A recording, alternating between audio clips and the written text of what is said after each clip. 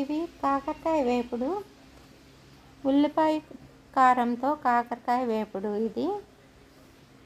ఇవి శుభ్రంగా కడిగి చిన్న చిన్న ముక్కలుగా కట్ చేసుకోవాలి. ఇవన్నీ పైన తొక్కులు కూడా తీసేయాలన్నమాట. ఈ కాకరకాయలన్నీ ఇట్లాగా కోసి ఇవి లోనదంతా బయటికి తీసేయాలి. ఉల్లికారం ఇవన్నీ తీసేసేసి శుభ్రం చేసి మనం తయారు చేసిన ఉల్లి కారాన్ని దీంట్లో స్టఫ్ చేయాలి. నేను ముందుగా కొద్దిగా జీలకర్ర, శనగుళ్ళు వేపి పక్కన పెట్టుకున్నాను. కళాయి పొయ్యి మీద పెట్టి కొద్దిగా నూనె వేసి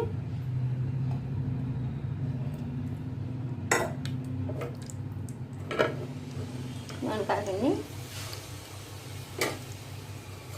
కాకరకాయ కూర కోసం ఉల్లిపాయలు కొద్దిగా మగ్గనియాలి.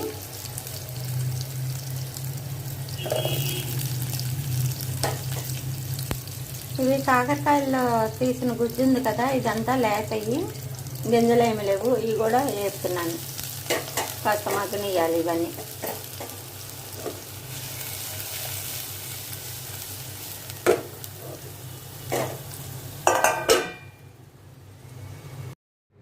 ఇవి మగ్గిపోయినాయి, మిక్సీ పట్టుకోవాలి.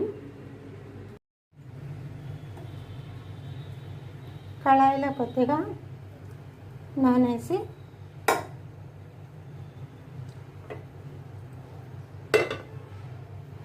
ఇవి కాగాలి.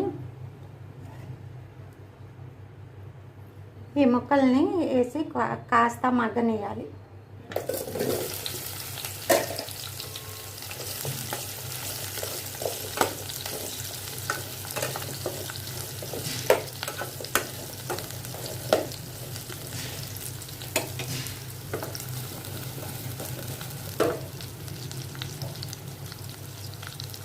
కాస్త మగ్గనియాలి. ఇవి మనం ముందుగా మగ్గపెట్టిన ఉల్లిపాయలు, కాకరకాయ గుజ్జు, ఒక స్పూను కారం, తగినంత సాల్ట్, ఇవన్నీ మిక్సీ చేయాలి. ఇది జీలకర్ర, కారం, ఉప్పు, శనక్కాయ గుళ్ళు పొడి చేసి పక్కన పెట్టాను. ఇవి ఉల్లిపాయ, కారం, ఉప్పు, కాకరకాయ గుజ్జు, ఇవి మగ్గపెట్టి ఇవి మిక్సీ చేసుకోవాలి. ఇది మిక్సీ పట్టేశాను. ఇప్పుడు కాకరకాయల్లో ఇవి స్టఫ్ చేయాలి. ఇట్లా స్టఫ్ చేయాలి.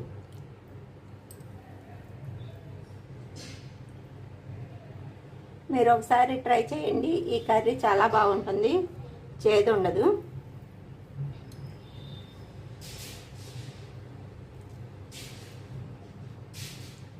ఈ స్టఫ్ చేసిన తర్వాత మళ్ళీ వీటిని వేపాలి.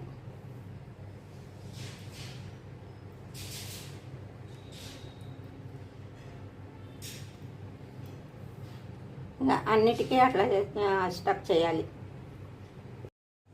కళాయిలో ఇంకా కొద్దిగా నూనె పోద్దాం. కొద్దిగా కావాలి.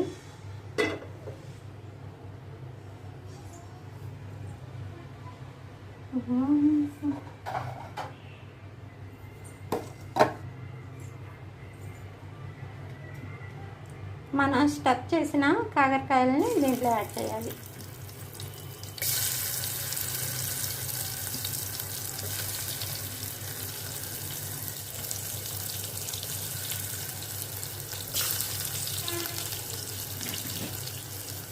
ఇవన్నీ దీంట్లో యాడ్ చేయాలి.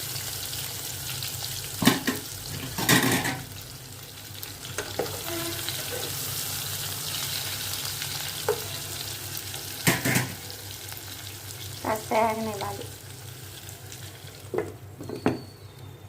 సన్న మంట మీద ఇవి యాగాలి. ఇంకా దించేస్తామే. మగ్గిపోయింది.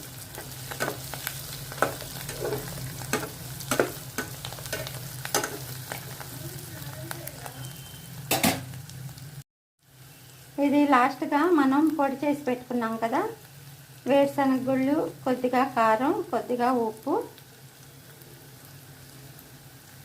జీలకర్ర వేసి పొడి చేసాం కదా, ఇది లైట్గా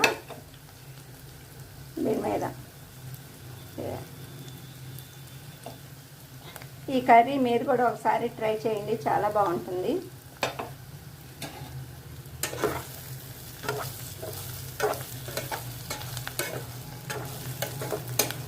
ఇంకా కాకరకాయ వేపుడు తయారైంది.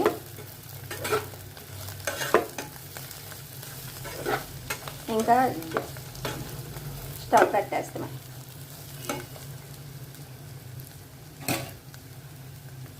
డిష్ అవుట్ చేద్దాం. ఇంతే, అయిపోయింది. లాస్ట్గా కొద్దిగా కొత్తిమీర చల్లుదాం. కాకరకాయ ఫ్రై రెడీ అయిపోయింది.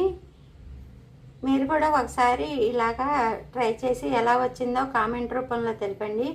అవ్వారు ఫుడ్ ఛానల్ని లైక్ చేయండి, షేర్ చేయండి, సబ్స్క్రైబ్ చేయండి, కామెంట్ చేయండి.